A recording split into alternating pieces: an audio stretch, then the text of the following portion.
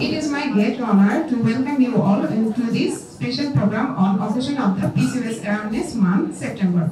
Each year, this month is dedicated to spreading knowledge about PCOS, a health condition that affects millions of women across the world. Unfortunately, many still suffer in silence due to lack of awareness and social stigma. Our theme of this year is Empower, Educate, and Break the Silence. At this moment, we privilege to among us our respected guest. Our speaker for today's session is Professor Dr. Arif Akhtar Jahan Shoma Ma'am, Professor and Head, Department of Obstetrics and Gynecology. Our chairperson for today's session is Professor Dr. M.D. Ghulam Rahman Dulal Sir, Principal of Ad-Din Momin Medical College, and our chief guest, Professor Dr. Nafisa Rashid Ma'am, Professor and Department of Pharmacology. Now I would like to request our honorable speaker, Professor Dr. Arif Akhtar Jahan Shoma Ma'am, to enlighten us with his valuable speech. Bismillahirrahmanirrahim. Assalamu alaikum. At first আমি প্রথমে একটা কথা বলি যেটা এটা হচ্ছে যেহেতু PCOS সচেতনতা মাস এবং এটা আসলে সচেতনতার জন্য আমরা আমাদের সিস্টার আমাদের যে হেলথ কেয়ার ওয়ার্কার এবং আমাদের পেশেন্ট এবং আউটার পেশেন্টদের জন্য এটা রেডি করা খুব সহজ ভাষায় এটা বাংলায় রেডি করা কাজে সচেতনতা মাসের যে স্লাইডগুলো আমাদেরকে এইভাবে বলা হচ্ছে সেভাবে এটা বাংলায় কাজ ছোট করে রেডি করা কাজে এখানে আমি কিন্তু এই জন্য আমার বক্তব্যটা আসলে বাংলায় দিব পরে যখন আমরা যদি স্টুডেন্টদের যেগুলো আমার PCOS সেটা কিন্তু আমরা ইংলিশে করতে পারি সেটার জন্য আমি প্রথমেই বলে দিচ্ছি তো এটা আসলে সেপ্টেম্বর মাস PCOS সচেতনতা মাস সারা বিশ্বব্যাপী PCOS সচেতনতা মাস হিসেবেই এটা স্বীকৃত পরিচিত এবং উদযাপিত PCOS সচেতনতার লক্ষ্য এবং উদ্দেশ্য নিয়ে আসলে আমাদের গাইনিকোলজি ডিপার্টমেন্টের পক্ষ থেকে আমাদের আজকের এই PCOS অ্যাওয়ারনেস মান্থের আমাদের প্রোগ্রামটা এই বছর আসলে PCOS অ্যাওয়ারনেস মান্থের যে আমাদের থিম সেটা হচ্ছে empower educate and break the silence কারণ আমাদের আসলে PCOS এখন যা দেখা যাচ্ছে এটা একটা জনস্বাস্থ্য সমস্যা নিয়ে ধারণ করেছে ডায়াবেটিস হাইপারটেনশন যেরকম আমরা এখন একটা পাবলিক হেলথ ইস্যু সেটা কিন্তু এখন PCOS একটা পাবলিক হেলথ ইস্যু কারণ আমি একটু পরে যখন আমাদের একটু আগে বলে গেলেন যে এখন অনেক বেশি আমাদের এটার ইনসিডেন্স প্রতিটা সাধারণ মানুষের মধ্যে 6 থেকে 13% মানুষেরই কিন্তু PCOS সো এই জন্য কিন্তু এই থিমটা পরবর্তীতে আমি আরো বিস্তারিত বলবো এজন্য আজ এই PCOS অ্যাওয়ারনেস সচেতনতা মাসের আজকের এই CME অনুষ্ঠানের আমাদের সভাপতি আমাদের অতি উদ্যমী এবং শ্রদ্ধেয় প্রিন্সিপাল স্যার গোলাম রহমাতুল্লাহ আমাদের সদা হাস্যময়ী নাফিসা রশিদ একাডেমিক কোঅর্ডিনেটর আমাদের বিজ্ঞ এবং জ্ঞানী শিক্ষক শিক্ষিকাবৃন্দ উপস্থিত ছাত্রছাত্রীরা সবাইকে জানাচ্ছি আর শরতের সাদামে এবং কাশফুলের শুভেচ্ছা প্রথমে আসলে আমি বলেছি যে আমরা আসলে খুব সাধারণভাবে কিছু আলোচনা করব আমি আসলে দুটো কেস বা দুটো গল্প বলতে চাই যেটা আমাদের প্রতিদিনের আমাদের চেম্বার আমাদের আশেপাশের বাসার পরিচিত জনদের সাধারণ কিছু কথা মিতু নামের একটা তরুণী তার বয়স এখন 20 বছর তার মাসিকটা শুরু হয়েছিল 13 বছর বয়সে প্রথম কয়েক বছর তার মাসিক নিয়মিতই ছিল কিন্তু কয়েক মাস ধরে সে লক্ষ্য করছে তার মাসিক অনিয়মিত হচ্ছে কখনো 2 মাস পর কখনো 3 মাস পর সে আয়নার সামনে দাঁড়িয়ে দেখে মুখ আর ঠোঁটের উপরে ছোট ছোট লোম গজাচ্ছে চুল পড়ে যাচ্ছে আবার মাথার সামনের দিকটা একটু পাতলাও হয়ে যাচ্ছে মিতু খুব চিন্তিত হয়ে ডাক্তারের কাছে যায় ডাক্তার ধৈর্য ধরে শোনার পরে বলে তোমার হয়তো PCOS হয়েছে এটা এমন এক ধরনের হরমোনের সমস্যা যেখানে ডিম্বাশয়ে অনেক ছোট ছোট সিস্ট তৈরি হয় এর ফলে মাসিক অনিয়মিত হয় মুখে শরীরে অযাচিত লোম গজায় ওজন বেড়ে যায় এবং ভবিষ্যতে গর্ভধারণের সমস্যা হতে পারে ডাক্তার মিতুকে বোঝালেন জীবনধারার পরিবর্তন খুব জরুরি নিয়মিত ব্যায়াম ওজন নিয়ন্ত্রণ আর স্বাস্থ্যকর খাবার খাওয়া দরকার ওষুধ লাগতে পারে হরমোন নিয়ন্ত্রণের জন্য এবং ভবিষ্যতে সন্তান নেবার সময়ও প্রয়োজন হলে ডিম্বস্ফোটন ঘটানোর জন্য তখন ওষুধ লাগতে পারে তবে ভয় কিছু নেই সময় মতো চিকিৎসা আর নিয়মিত চেক আপ করালেই PCOS নিয়ন্ত্রণ করা সম্ভব মিতু বুঝতে পারল এটা কোনো অজানা ভয়ঙ্কর রোগ নয় বরং সচেতনতা নিয়মিত জীবনধারণ এবং চিকিৎসকের পরামর্শ মেনে চললে সুস্থভাবে জীবনযাপন সম্ভব আরেকটা গল্প বলি শিউলি বয়স 26 বছর বিয়ের 3 বছর হয়ে গেছে কিন্তু এখনো তার সন্তান হয়নি প্রথমে সে ভেবেছিল এটা স্বাভাবিক সময় লাগছে কিন্তু মাসিক সবসময় অনিয়মিত কখনো 2 মাস কখনো 3 মাস সাথে মুখে ব্রণ শরীরে অযাচিত লোম ওজনও বেড়ে যাচ্ছে এবং সে এবং বাসার সবাই এটা নিয়ে খুব চিন্তিত এবং হতাশাগ্রস্ত শিউলি এবং তার স্বামী ডাক্তারের কাছে গেল। পরীক্ষা করে ধরা পড়লো তার পিসিওএস, যেখানে ডিম্বাশয়ে ছোট ছোট সিস্ট হয়েছে এবং নিয়মিত তার ডিম্বস্ফোটন বা ওভুলেশন হয় না, ফলে তার গর্ভধারণের সমস্যা হচ্ছে। ডাক্তার তাকে বোঝালেন নিয়মিত ব্যায়াম এবং ওজন কমানো দরকার, কিছু ওষুধ আছে যেগুলো ডিম্বস্ফোটন ঘটাতে সাহায্য করবে, ভয় পাওয়ার কিছু নেই, বেশিরভাগ রোগী সঠিক সময় চিকিৎসা দিলে ভালো হয়। শিউলি আশা ফিরে পেল। সে বুঝলো পিসিওএস মানে কিন্তু বন্ধাত্ম নয়, বরং সচেতনতা, ধৈর্য ও চিকিৎসা নিলেই মা হওয়ার স্বপ্ন পূরণ করা সম্ভব। আসলে এই দুটা কেস থেকে আমরা কি বুঝলাম? আমরা বুঝলাম আমাদের আসলে পিসিওএস এর যে প্রবলেম সেটাকে প্রথমে আমাদের অ্যাড্রেস করতে হবে সঠিকভাবে।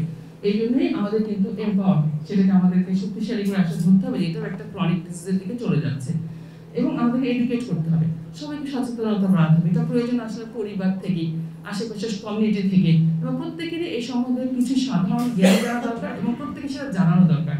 এবং আমাদের ব্রেক দ্য সাইলেন্স, আমাদের অবশ্যই ভিতরে এই সমস্যাগুলো নিয়ে বসে থাকলে হবে না। বেশিরভাগ মেয়েরাই পরে দেখাবো যে পিসিওএস এর মেয়েরা এখন যেটা বলা হচ্ছে 20% ডিপ্রেসিভ ইলনেসে ভুগে, যেটা বলা হচ্ছে হরমোনজনিত ব্যাধি। সেখানে ডিম্বাশয়ে একাধিক ছোট ছোট অপরিপক্ক ডিম্বাণু তৈরি হয় এবং সিস্ট তৈরি হয়। সাধারণত 12 থেকে 45 বছর বয়সী মহিলাদের মধ্যে এটা দেখা যায়।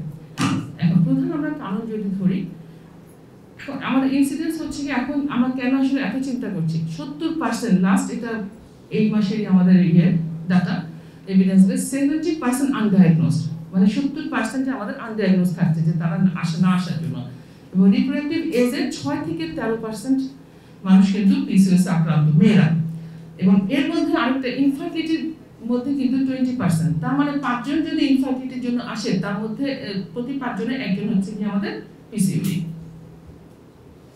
কাজে পলিসিস্টিক ওভারিয়ান সিনড্রোম কেন হয়, সঠিক কোনো কারণ এখন পর্যন্ত আসলে জানা যায়নি। তবে যে সকল কারণগুলো এর মধ্যে ঝুঁকি বাড়াতে পারে তার মধ্যে দীর্ঘস্থায়ী প্রদাহ সৃষ্টি হওয়া, কিছু কিছু নির্দিষ্ট হরমোনের মাত্রা অতিরিক্ত হয়ে যাওয়া। আসলে ব্যাপারটা কোন হরমোন অতিরিক্ত হচ্ছে? অ্যান্ড্রোজেন। অ্যান্ড্রোজেন কেন অতিরিক্ত হচ্ছে? আমরা সবাই আসলে জানি যে ফিমেল হরমোন কি, আমাদের ইস্ট্রোজেন এবং প্রোজেস্টেরন, এবং সবচেয়ে বেশি হচ্ছে কি আমাদের যে কোনো ফিমেল কনফিগারেশনের প্রয়োজন কি ইস্ট্রোজেন। এই যে আমি যে কথাগুলো বললাম, এই দুইজন মানুষের প্রথম সমস্যা ছিল কিন্তু ওজন বেড়ে যাওয়া। প্রথমে যখন তারা অ্যাড্রেস করেছে আস্তে আস্তে ওজন বাড়ছে। এই ইস্ট্রোজেন হরমোন যেটা ফিমেল হরমোন সেটা কিন্তু সোর্স আছে অনেকগুলো, যেমন একটা হচ্ছে যে আমাদের মেইন সোর্স কি আমরা সবাই ওভারি থেকে আসতে পারে, এছাড়া অ্যাড্রিনাল গ্ল্যান্ড থেকে আসতে পারে, এছাড়াও কিন্তু আসতে পারে পেরিফেরাল কনভার্সন মানে ফ্যাট সেল। সো এইখানে যখন ইস্ট্রোজেন তার ফাইনাল মেটাবলিজম পাথওয়েতে ইস্ট্রোজেনে কনভার্ট হবে, যখনই কারো ফ্যাট সেল বা অ্যাডিপোজ টিস্যু বেড়ে যাচ্ছে তখনই কিন্তু বডির তার ওভারিয়ান ইস্ট্রোজেন কিন্তু কোনো অ্যান্ড্রোজেন পাচ্ছে না, তার অ্যাড্রিনাল গ্ল্যান্ডে অ্যান্ড্রোজেন পাচ্ছে না, কিন্তু পেরিফেরাল কনভার্সনের জন্য সেই অ্যান্ড্রোজেনটাই ইস্ট্রোজেনটাই কিন্তু অ্যান্ড্রোজেনে কনভার্ট হয়ে যাচ্ছে। তার মানে যেই ইস্ট্রোজেনটা ফিমেল হরমোন ছিল, সাধারণ ছাত্রদের এখানে ফার্স্ট ইয়ার থেকে বিভিন্ন ইয়ার আছে এই জন্য বলছি, সেই মেয়েদের যে ইস্ট্রোজেন হরমোন সেটা তখন বা ছেলেদের টেস্টোস্টেরন অ্যান্ড্রোজেনে কনভার্ট হয়ে যাচ্ছে। এটাই একটা মেইন তার প্যাথোলজি, এবং মেইন এটার জন্যই কিন্তু পরবর্তীতে কি হচ্ছে, এই যে তার হেয়ার গ্রোথ, হার্সুটিজম, তার অনেক সময় এরপর আমি দেখেছি অ্যাকান্থোসিস নিগ্রিক্যান্ট মানে গলায় কালো হয়ে যাচ্ছে, এই সমস্যাগুলো দেখা যাচ্ছে। এইটা একটা কারণ।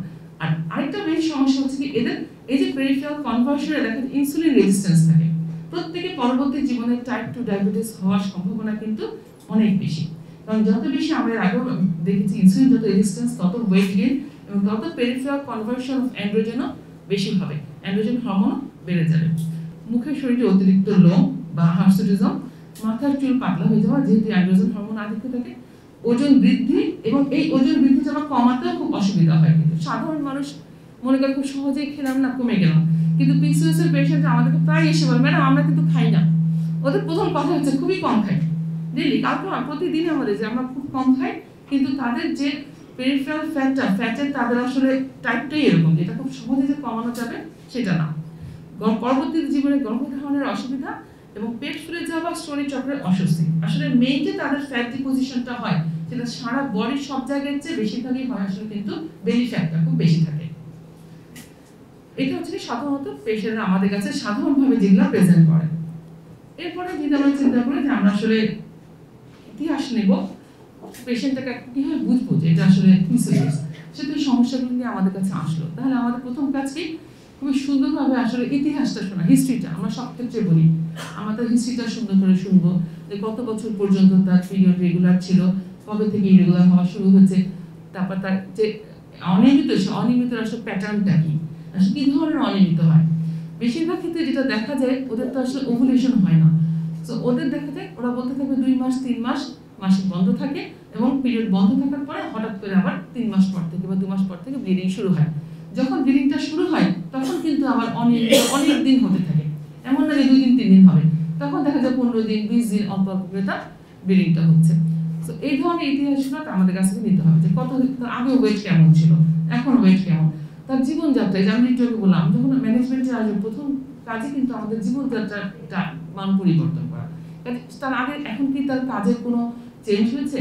আমি বেশিরভাগই আসলে আমার প্র্যাকটিসে আমরা দেখি যে এদিকে অনেক পিসিও হয়তো এখন এখানে খুব কম বয়সে কিন্তু বিয়ে, এবং আমরা আমাদের আউটডোরে একটা অ্যাডোলেসেন্স 18 বছর 16 বছর প্রেগন্যান্সি পাই, হঠাৎ করে স্কুলে পড়তো, পড়াশোনা বাদ দিয়ে বিয়ে দিয়ে দিল। কি করেন, এই যে আগে তো পড়াশোনা করতাম, স্কুলে যেতাম, এখন তো 1 বছর হচ্ছে বিয়ে হচ্ছে, বিয়ের পর থেকে ওজনও বাড়ছে আর পিরিয়ড অনিয়মিত এবং ইনফার্টিলিটি নিয়ে আসে।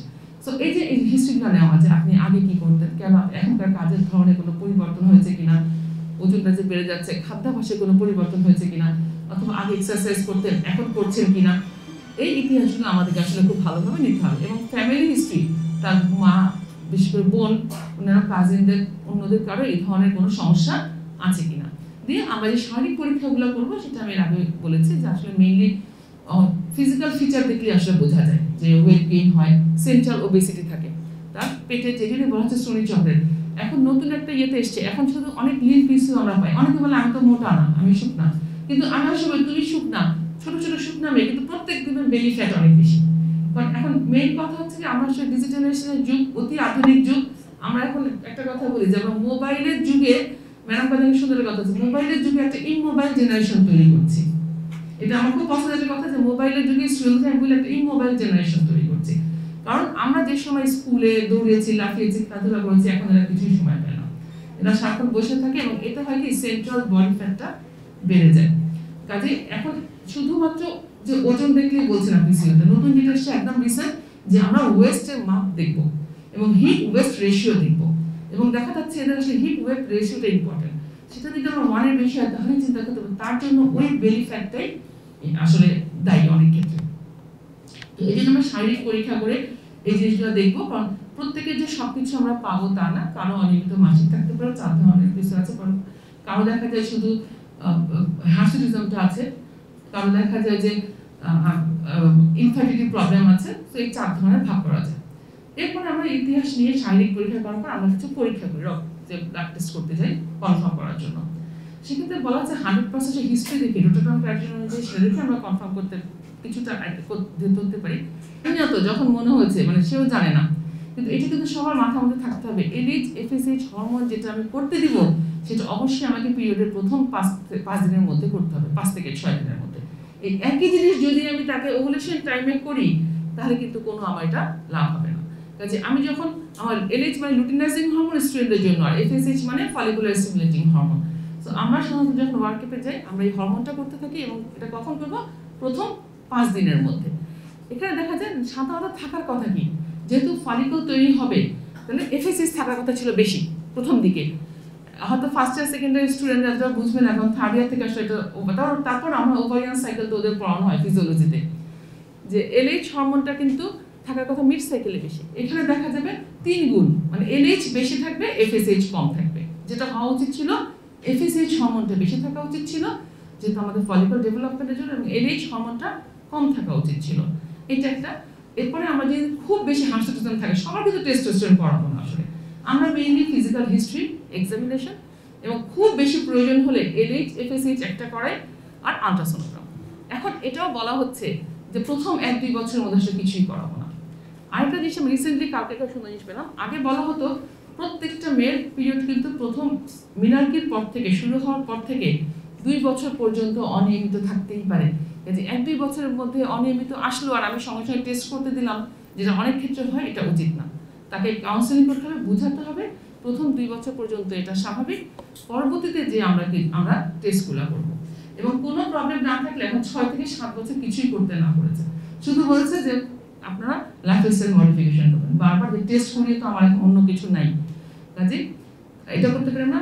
পরবর্তী যদি অনেক কেউ ফ্যাটি হয়, বাল্কি হয়, আমরা কিন্তু সেরাম ফাস্টিং ইনসুলিন লেভেলটা করি, যেটা আসলে ফাস্টিং ইনসুলিন লেভেলটা কত, যেটা আমাদের পরবর্তীতে ম্যানেজমেন্টে হেল্প করবে, আমরা কিছু ড্রাগ দিতে পারি। সাথে সাথে কিছু পেশেন্ট দেখা যায় এখন আমাদের থাইরয়েডের অনেক আধিক্য, কারণ থাইরয়েডেও কিছু ওয়েট গেইন হয়।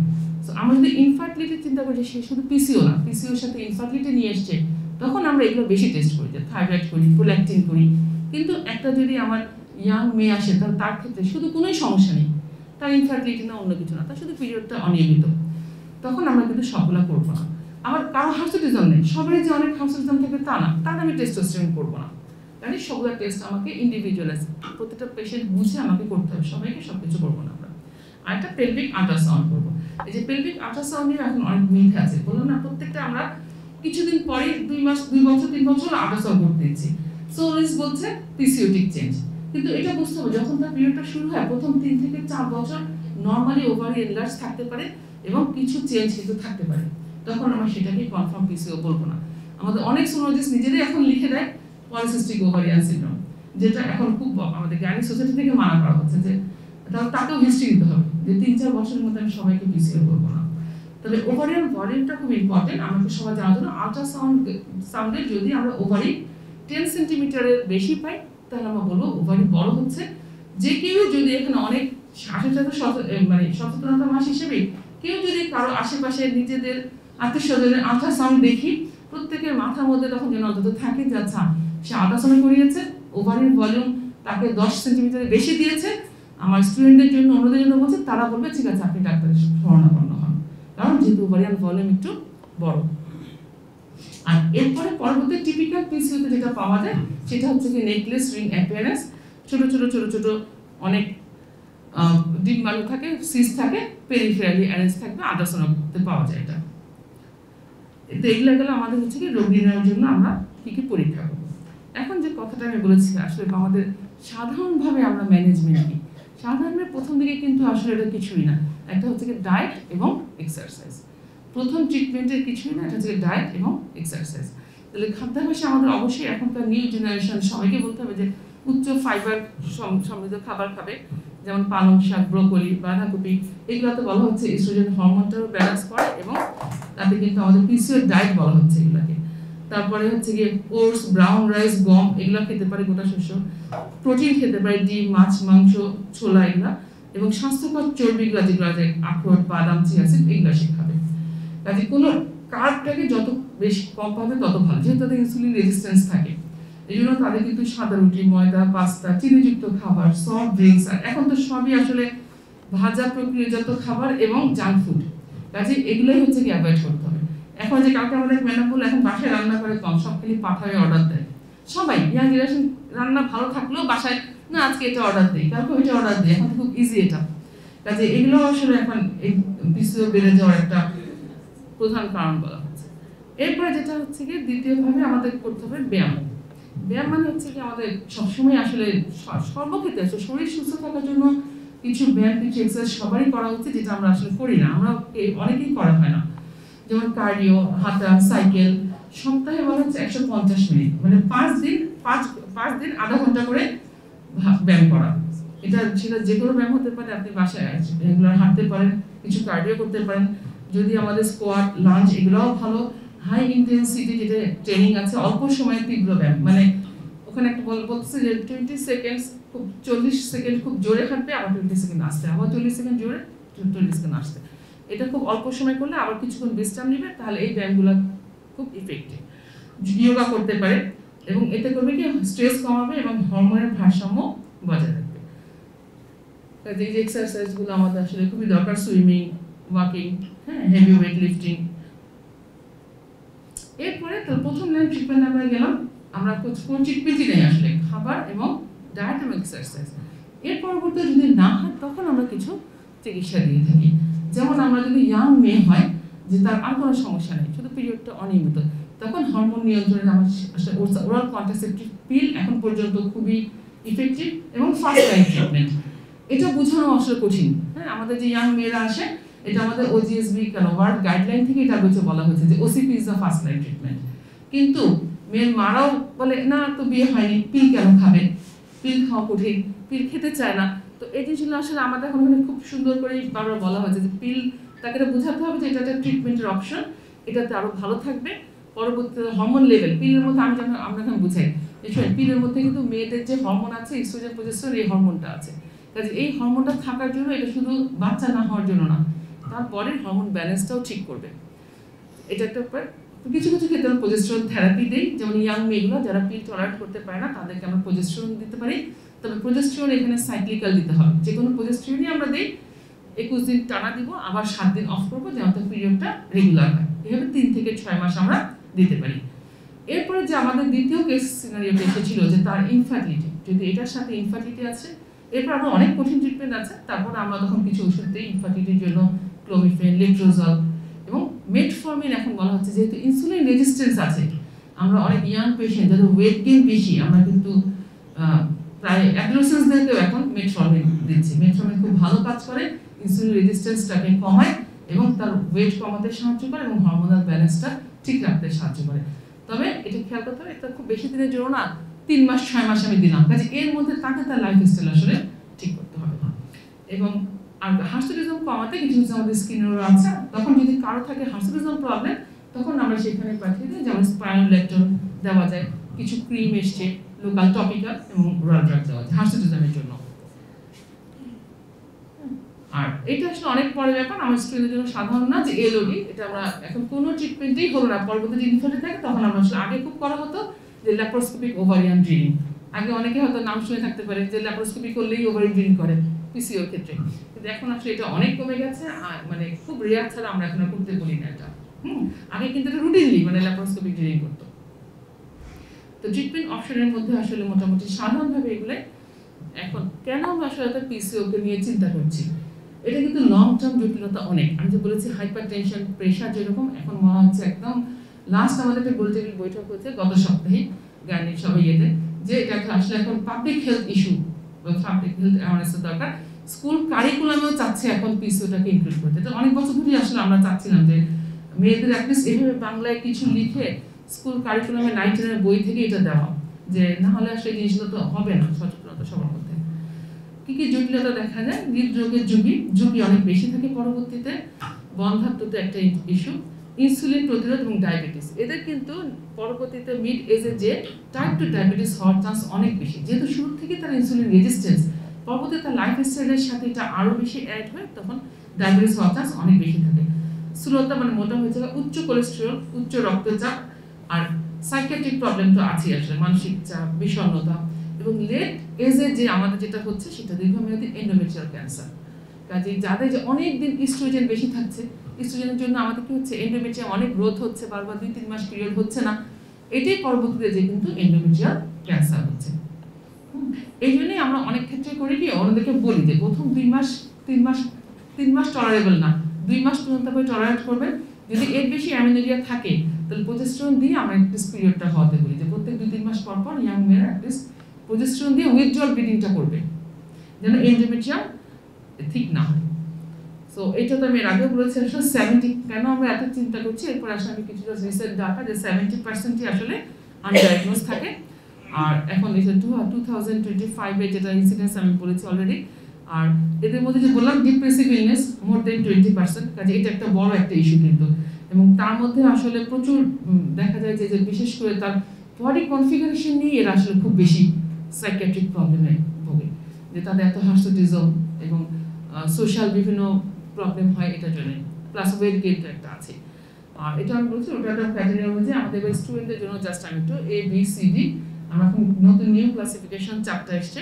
কাজে AB হচ্ছে কি আমাদের জাস্ট হাইপারএন্ড্রোজেন থাকবে, অ্যান্ড্রোজেন এবং প্রোল্যাকটিন লেভেল অ্যানোভুলেশন থাকবে। A আর B কে বলছে ক্লাসিক পিসিও। আর C হচ্ছে কি ওভুলেশন হচ্ছে কিন্তু শুধুমাত্র তার প্রত্যেক পিরিয়ড, অনেক মেয়েকে দেখবে এটা থিন পিসিও এখন, যে তাদের পিরিয়ডও রেগুলার। আমার সবসময় যে বলছি মোটা মেয়েদেরই পিসিও হবে এমনটা না, আসলে সি গ্রুপে ইদানিকালে এখন দেখা যাচ্ছে যে তারা বেশি ওয়েট গেইনও না, পিরিয়ডও রেগুলার, কিন্তু হার্সুটিজম হচ্ছে, কাজে সেগুলোকে বলা হচ্ছে ওভুলেটরি পিসিও। এটা 4টা পয়েন্টের মধ্যে, যে 20% এখন লিড পিসিও। ঠিক আছে, তাহলে মোটামুটি আসলে আমাদের যেহেতু এটা পিসিওএস অ্যাওয়ারনেস মান্থ, এই হিসেবে আমাদের এইভাবে আমাদের আজকে প্রোগ্রামটা করা। তো যেহেতু এটা সেপ্টেম্বর মাস, ন্যাশনাল পিসিও, আমাদের national PCOS ovarian syndrome awareness month. তো আমার যেটা সবচেয়ে সবার কাছে লাস্ট আপিল যে আমরা কি এখন তাহলে রেডি অ্যাওয়ারনেস বিল্ডিংয়ের জন্য সবাই? আমরা সবাই সবার লেভেল থেকে আসলে চেষ্টা করব যে অন্তত পক্ষে শুধু এই মাস বলে এই মাসকেই না, সারা বছরই আমরা সবাই সবার যতটুকু যে জানি তার আশেপাশে সবাইকে বলে আমরা পিসিওএস অ্যাওয়ারনেস হিসেবে একটা পাবলিক হেলথ ইস্যু হিসেবে আমরা অ্যাওয়ারনেসটাকে রেজ করবো, সবসময় অ্যাওয়ারনেসটাকে বিল্ড করার চেষ্টা করবো। Okay, thank you all.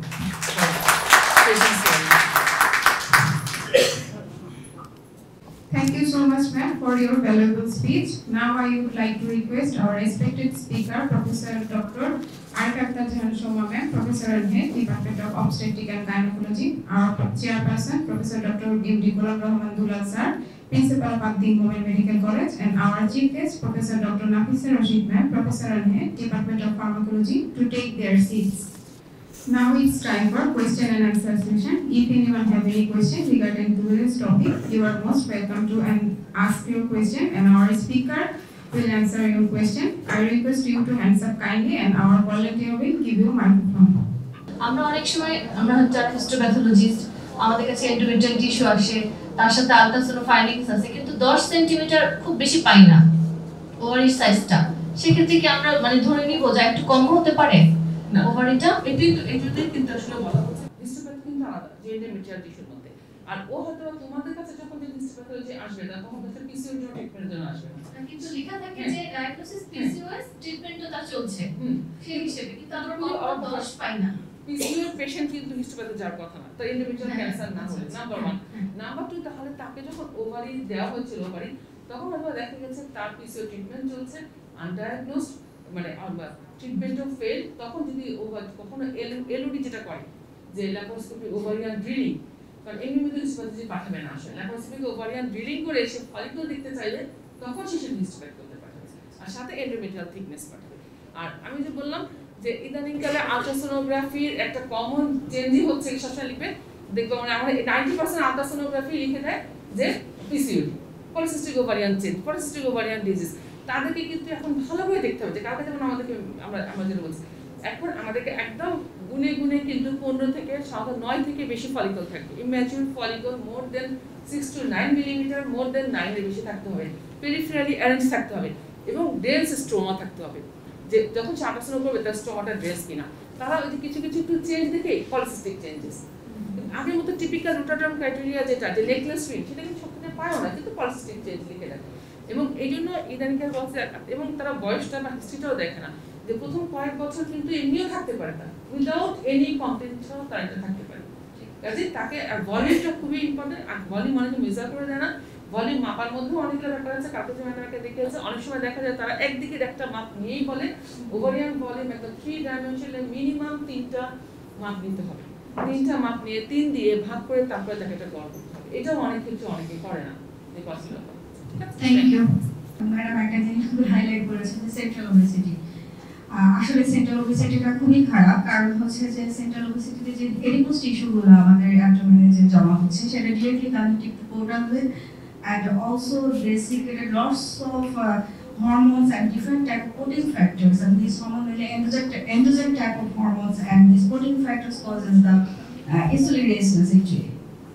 So ম্যাডামের কাছে হচ্ছে আমার কোশ্চেন যে আমি আমার ফ্যামিলির মধ্যে দেখেছি যে পিসিওএসটা ভেরি কমন, এখন খুবই ইয়াং এজে তৈরি হচ্ছে, এবং যে দুজন পেশেন্ট, একজনের ছিল টেস্টোস্টেরন প্যারাডি, মানে একজনের টেস্টোস্টেরন লেভেল বেশি ছিল, আরেকজনের নরমাল যে পিসিওএস মানে হচ্ছে যে হরমোনাল একটু গ্যাপ ছিল, এবং দুইজনেরই হচ্ছে মেইন প্রবলেম যেটা আমি ফেস করেছি যে লাইফস্টাইল, আর খুবই সেডেন্টারি লাইফস্টাইল এবং খাওয়া দাওয়া ফুড হ্যাবিট, যেটা হচ্ছে এখনকার বাচ্চাদের মধ্যে খুবই কমন সমস্যা।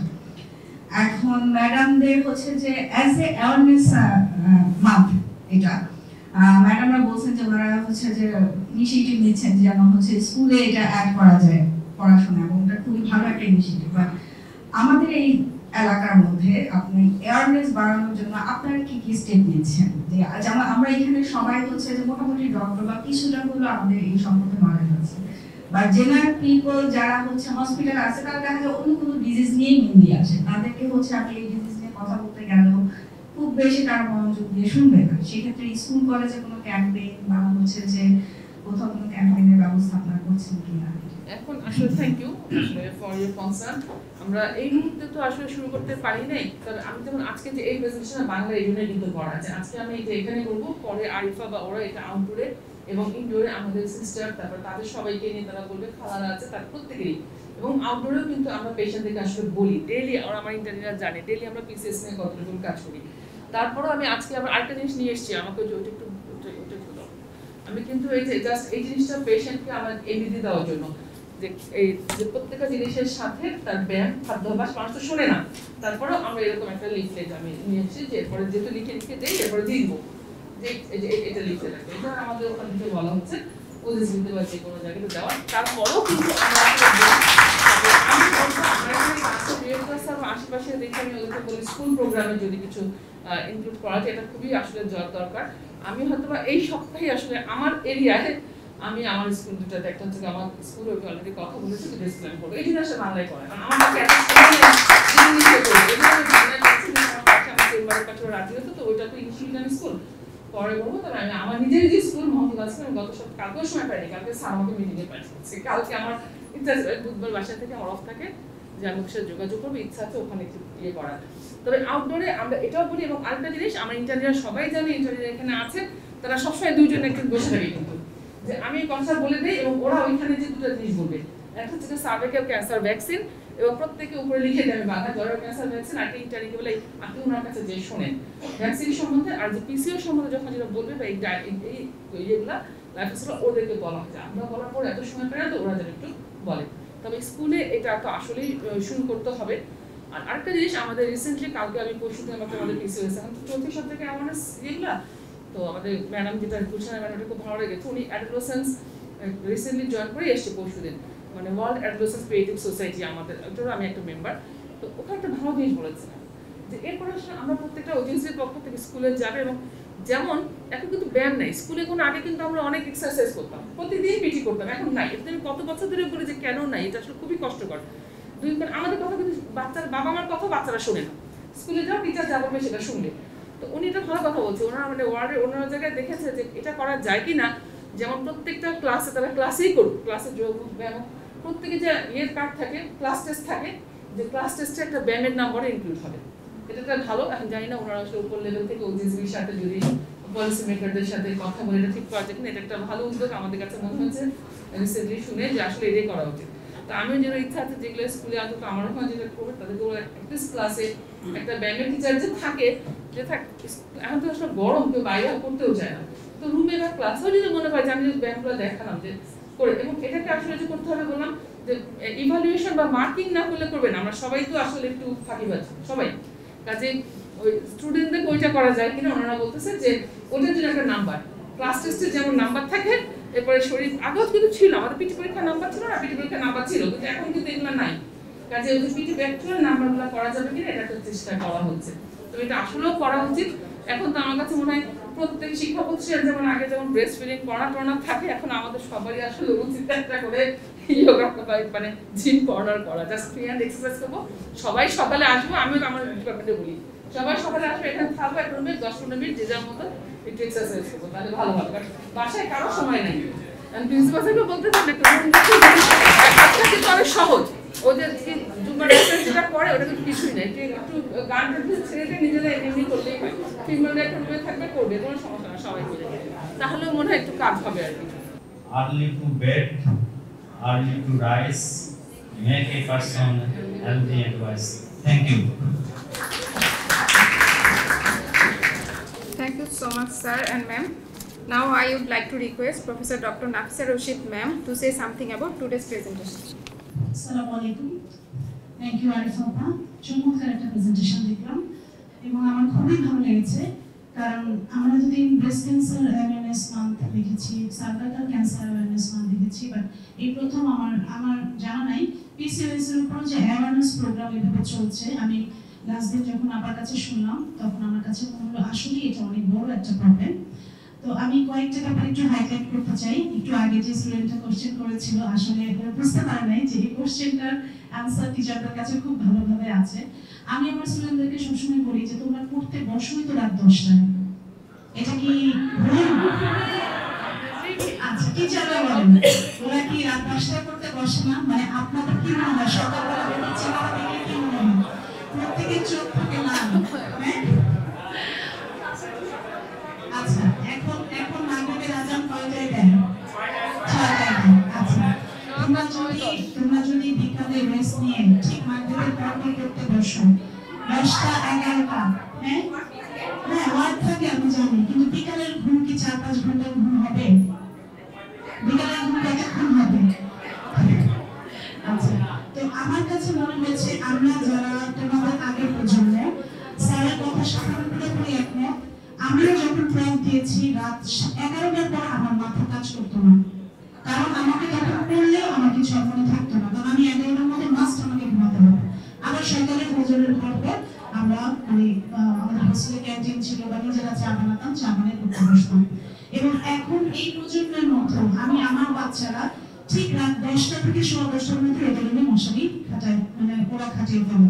এমনকি আমাদের বাসায় যখন কোনো গেস্ট আসে মানে আমার বাচ্চারা হাই তুলতে থাকে, মানে এবং তারা খুব অবাক হয় এবং খুব মানে লজ্জা পেয়ে মানে 10:30টার মধ্যে বাসা খালি হয়ে যায়।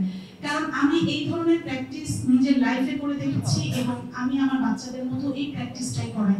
এবং আমি আমার স্টুডেন্টদেরকেও সবসময় বলি যে তোমরা সন্ধ্যা থেকে দেখা যায় আড্ডা দাও, সন্ধ্যা থেকে অনেক কিছু ইয়ে করো, কিন্তু তোমরা পড়তে বসতে অনেক লেট করে ফেলো। এবং নিয়মিত পড়াশোনা করলেও কিন্তু তোমার রাত 3টা-4টা পর্যন্ত জাগতে হয় না। আমার কিছু স্টুডেন্ট আছে আমি দেখি পরীক্ষার প্রফের ভাইবা দিন সে আমাকে এসে বলে ম্যাডাম আমি সারা রাত জাগা। তুমি যদি সারা রাত জাগা থাকো তাহলে তুমি কিভাবে পরীক্ষা দেবা? তোমার তো ব্রেনটা একদম মানে ব্রেনের কিছুই এখন নেই। আমাদের কাছে আসলে এই ধরনের কথা বলে পাস করার কোনো সুযোগ নেই, কারণ আমি জানি সারা রাত তুমি যদি জেগে আসো তুমি আমার কোনো অ্যান্সার বুঝবাও না, কোনো অ্যান্সার করতে পারবো না। আরেকটা হচ্ছে না খেয়ে আসে সকালবেলা, নাস্তা না করে সারা রাত না ঘুমায়, সে একটা মানে দেবদাসের মতন একটা চেহারা করে সে পরীক্ষা দিতে চলে আসে। তো এই জিনিসগুলা আমরা সত্যি বলতে কি নিজেরাও কখনো করি নাই এবং নিজেরা এই জিনিসগুলো সমর্থন করি না। আর আমি আমাদের মেডিকেল কলেজে সত্যি বলতে কি দুলাল স্যার আমার কাছে মনে হয় যে স্যার কিভাবে এত এনার্জেটিক, এত মানে স্যারের লাইফস্টাইল আমরা একদিন একটু জানতে চাই, কারণ স্যার কলেজে নানান ধরনের সমস্যা, হ্যাঁ আমার কাছে মনে হয় যে সব সমস্যা মাথায় রেখে আবার ওটি করতে চলে যায়, আবার পেশেন্ট দেখে, এরপরে রাস্তার জ্যাম কিন্তু আমরাও ফেস করি বা স্যার জ্যাম ফেস করে আবার দেখা যায় ক্লিনিকে ঢুকছেন বা পেশেন্ট দেখছেন।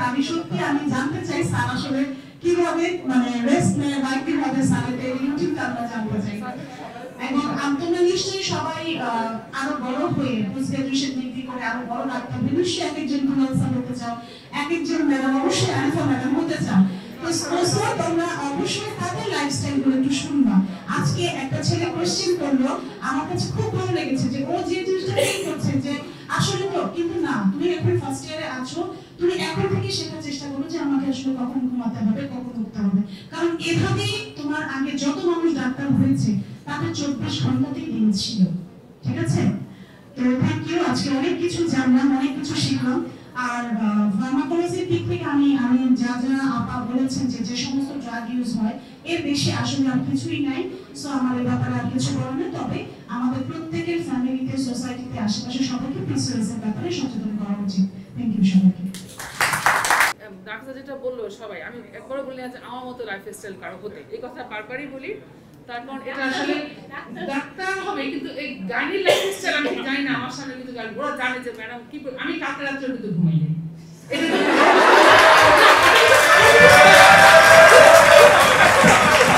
কথাটা শুনো, এটা খুব একটা ভালো জিনিস না, আমি বলি না ভালো জিনিস না, কারণ সেটা আমার ব্যাপারটা আসলে একটু অন্য। কি ব্যাপারে আমি জানি না, আদিরা আপনি 3 ঘন্টা ঘুমাই কিভাবে থাকেন, কিন্তু এটা আসলে শুরু থেকে হয়তো হয়ে গেছে তাই। কারণ যে বললাম চেম্বার থেকে আসি 10:30 11টায়, এরপরে জাস্ট শুবো, মানে ওই যে ওকে ও মানে 12টার মধ্যে লাস্ট বললো যে ম্যাডাম এই স্লাইড, আমি কিন্তু স্লাইড দেখিও নাই, মানে খুব খালি ওকে পাঠাচ্ছি আর কালকে রাতে, কারণ এটা কালকে রেডি হয়েছে। এবং আবার ধন্যবাদ জানছি সবচেয়ে শেষ আসলে আমি আমার অতি উদ্যমী প্রিন্সিপাল স্যারকে, বাট এটা কিন্তু নেক্সট উইকে করার কথা ছিল। নেক্সট উইকে করার কথা ছিল, আমার সেরকম প্রিপেয়ার না, জাস্ট একটু বাংলা 2-3 স্লাইড। যখন তাকে পরশুদিন বললাম, বলে আপা বৃহস্পতিবার করেন। আচ্ছা বৃহস্পতিবার করবো, বুধবার তো আমি সারাদিন দিন অফিসে কালকে, এবং সানডে মিটিংও আমাকে করতে হচ্ছে। একটা বিশে ঢাকা মেডিকেল থেকে বেরিয়েছে, 1:40 আমি মোহাম্মদপুরে পৌঁছেছি 3:30 মানে কান্না পাচ্ছিল গাড়ির মধ্যে, বলছিল ভেঙে বের হয়ে যায়। তারপরে যাবো যে কলাতে গেলাম চেম্বার করে, আবার মোহাম্মদপুর দিয়ে চেম্বারে আসলাম, কিছু খাই নাই। আমার জাস্ট গাড়ির মধ্যে সব দিন অফিসের দুপুরের খাওয়া, সাড়ে দুপুরের খাওয়া আমার ছিল। আলহামদুলিল্লাহ আমি তো 2টা প্যাকেট পেয়েছি, আমার তো লাঞ্চ কাজে ওই নষ্ট হয়ে যায় কিনা ওইটা গাড়ির মধ্যে ওটাই খেলাম। রাতের চেম্বারেও জাস্ট ওইটা একটু খেয়ে তারপর বসলাম ওর সাথে যে এই যেটা করো এটা করো, কারণ যেহেতু বলেছে করতে হবে না এটা। এবং এরপরে শুরু হলো হচ্ছে গিয়ে প্রত্যেকবার আমি আমার জীবনে সবসময় এই কথা বলি, মানে আমি আগে চিন্তা থাকি যে কালকে একটা প্রেজেন্টেশন, আজকে নিশ্চয়ই একটা রুগী একটা কিছু করবে। সবাই জানে শুভ আমার মেডিকেল ছিল কলাতিয়া থেকে, 12:26 ফোন, ম্যাডাম আমার কলাতিয়া একটা রুগী আসছে, কি হচ্ছে ব্যথা, প্রচন্ড ব্যথা, আর নেবারে না কিচ্ছু না, ব্যথা সিটিজি পাঠাচ্ছে, এটা পাঠাচ্ছে, ব্যথার ওষুধ দিচ্ছে, মেশিন দিচ্ছে, রোগীর লোক অস্থির, মানে পারলে সে এখনই ডেলিভারি করবে এরকম কিচ্ছুই না, কিন্তু ধৈর্য নাই কারো, না পা দিয়েছে একটা ইঞ্জেকশন, সে আমাকে ফোন করে বলে 1.5 ঘন্টা হয়ে গেলে ব্যথা করতেছে না, আপনি নিজে এসে দেখেন। রুগী কিন্তু লেবার না, 2 ডাক্তার দেখেছে, সব কিছু করে 1টার দিকে কিন্তু রুগীর ব্যথা কম, 2টার দিকে সে ভর্তি হবে না, এখন সে 2:30টার মধ্যে সিটিজি করে রুগী কিন্তু ঘুম দিল। তো এখন 2:30 বাজে, আমি কি করবো, আমি তো তাহাজ্জুদ করি, যাও আমি 1টা দিকে ভালো হয়েছে, আমি ভোরেরটা তখন করে ফেললাম, করে একেবারে 5টায় উঠলাম যে ফজরের নামাজ পড়বো, কারণ আমার তো আসলে নামাজ উঠে 5টা থেকে 5:30 ফজরের নামাজ পড়লাম, করে তারপর তো আমার যেহেতু বাসা কিন্তু মোহাম্মদপুর, আমি কিন্তু ডেইলি আসি 22 কিলোমিটার, যাই 28 কিলোমিটার যদি ভিতর দিয়ে যাই, কাজেই ওইখান থেকে এসে আমার আজকে তোমরা বলে বাসা জানি না, ঢাকা মেডিকেলের সামনে কিন্তু জ্যাম ছিল, পুরো ফ্লাইওভার পুরো জ্যাম, শেষে আমি বাবুবাজার ব্রিজ দিয়ে এসেছি প্রোগ্রামে। তো এটাই বললাম, কিন্তু জীবন এটা কিন্তু এজন্য বলি না যে তোমরা আইফোনে কি হবে, আমি বলি না এখন কাউকে যে গাড়িতে পুরো এক্সপ্রেস নিতে হবে, কারণ আসলে খুব কষ্ট, প্রতিদিন রাত্রি মনে হয় কান্না পায় যে সাবজেক্ট ছেড়ে দিই, রাত 1টার দিকে সেই একটা না একটা সমস্যা আছে। আর এখন আসলে মানুষের এত ইস্যুস যে নিজে যে দেখলেন না কেন, নিজে এটা করলেন না কেন, অন্য যে কোনো সাবজেক্টে এত ইমার্জেন্সি নাই, তুমি জানো না কখন তোমার কেউ আসবে, এই সাবজেক্টে আসলে এটাই সার্জারি এখন অনেক বেশি ইমার্জেন্সি, অ্যাপেন্ডিক্স ছাড়া আমার মনে হয় না, সার্জার ট্রমাতে অনেক ইমার্জেন্সি ডিল করেন, তার একটা নির্দিষ্ট লেভেলে, মানে গাড়ির মধ্যে এমন না যে এখনই সবাই দিকে সব কিছু করতে হবে, বিকজ এখানে দুইটা লাইফ নিয়ে আমাদের dealings.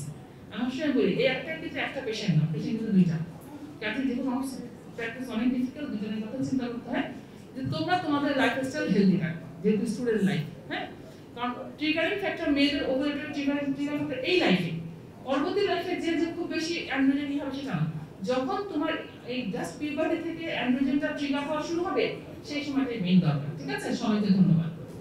বিসমিল্লাহিররহমানিররহিম। Respected chief guest,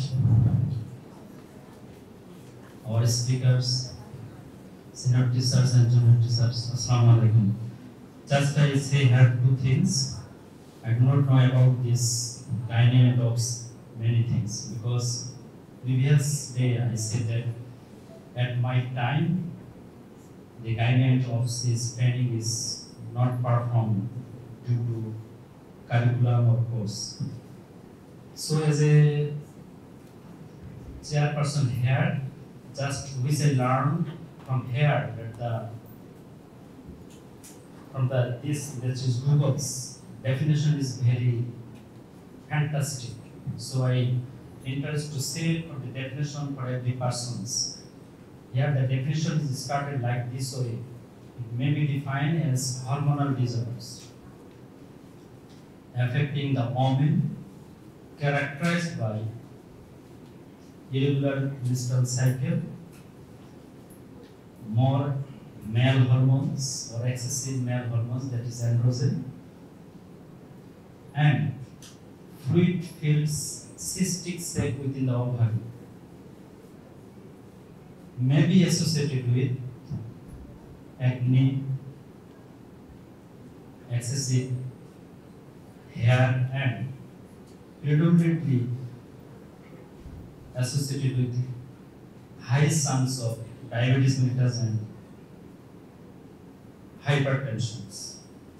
This is for everyone, but for the madam and for the guardian ofs, please, this should be awareness not only your localized school but you are the doctors, and also our hospital is present here, that is in this area. So think about the awareness not only within your OPD or your hospitals, but around the school. And we have the manpower and also the transport.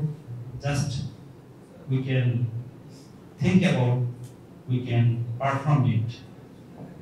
So thank you everyone again for your good participations, and inshallah we are every awareness day from every department, if they are wanted, we perform this live day. Thanks everyone.